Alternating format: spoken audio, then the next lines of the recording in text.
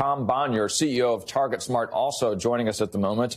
Hey, Terrence, let's kick it off with what Shaq was reporting. Early voting, according to NBC News, we have about 22 million in so far in early voting.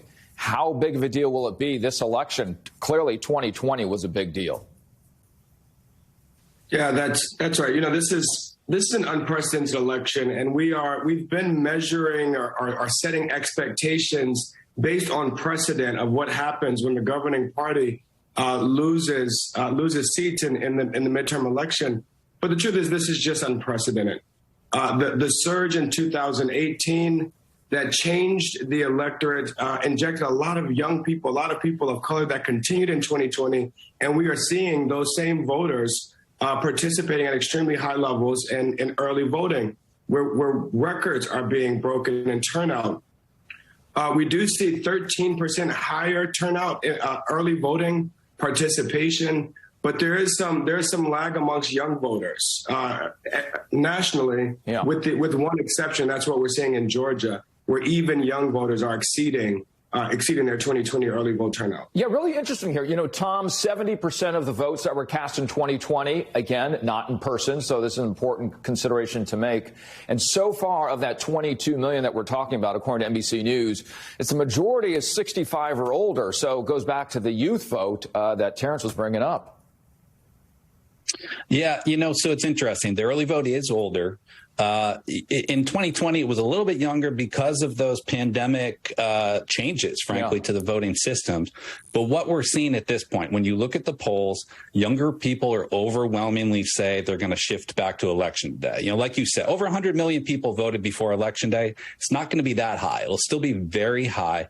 But the people who are most likely to shift back to election day voting are those younger people. So Democrats are certainly looking at the early vote, feeling good about it, but also counting on the youth vote to come out big on election day. And who will surprise who, R or D, right? Florida Senator Rick Scott predicting a rude awakening for Democrats this morning on ABC. Here's his take on the state of the midterms. Take a listen.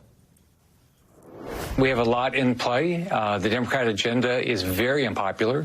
The rallies, I've been traveling with Ronna McDaniel, the chairman of the Republican National Committee, for the last 2 weeks. Unbelievable support on the Republican side.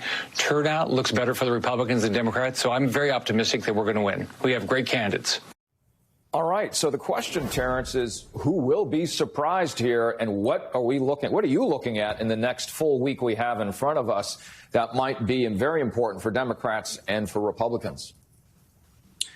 Yeah, you know, when I'm looking at the polls here in the final stretch, it does seem that the Democrats have an advantage amongst registered voters, but that advantage evaporates amongst likely voters. And the difference is, you know, those likely voters are voters that have voted in 3 or 4 of the last 3 or 4 elections.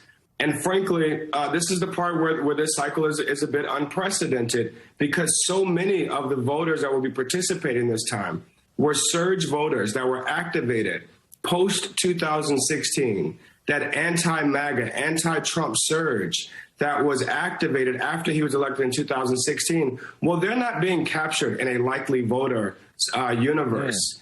And so that's what I'll be looking at. How did those voters, those younger, more diverse voters that were activated in 2018 and returned in 2020, will they remain in the electorate?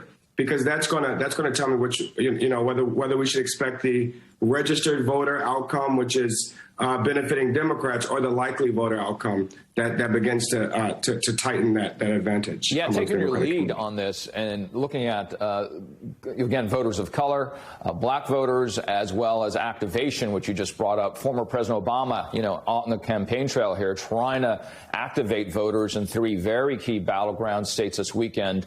Here's a bit of his message. So inflation's a problem. What is the Republican answer? Look, I mean, if they had a great answer, that'd be one thing. But you know what their big economic policy is? They want to gut Social Security and Medicare, and then give big tax cuts to the wealthy and some of the most successful corporations in the world. That's their agenda. And by the way, that's their answer for everything. So, Tom, a little bit of offense there, a little bit of defense based on where we're at with inflation.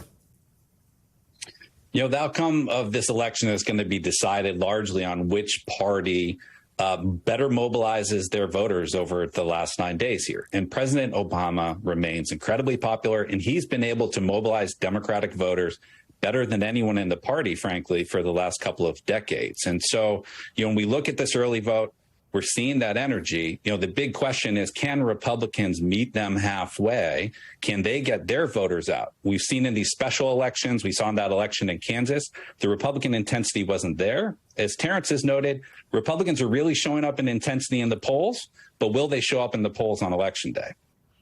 And will President Obama's, if you're a Democrat, will his